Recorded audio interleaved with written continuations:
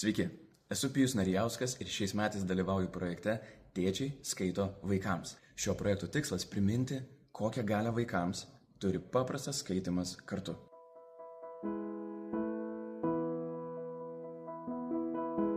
Dalyvaudamas šiame projekte iš tikrųjų ne tik vaikščiau po parką apsikabinęs knygą, bet ir apsilankiau keliose bibliotekose, kur skaičiau vaikams.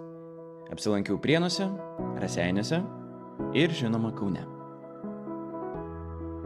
Ar žinojot, kai tėtis skaito savo vaikui, stiprėja jų ryšys, plečiasi vaiko žodynas, lavėja jo vaizduotė ir dar auga jo pasitikėjimas savimi.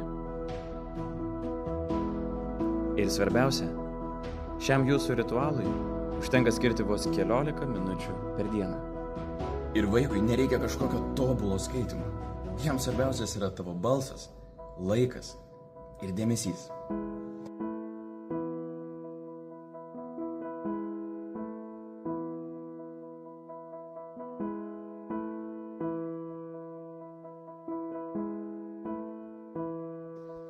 Skaitykim vaikams garsiai, nes būtent iš tokių mažų akimirkų gimsta patys didžiausi prisiminimai.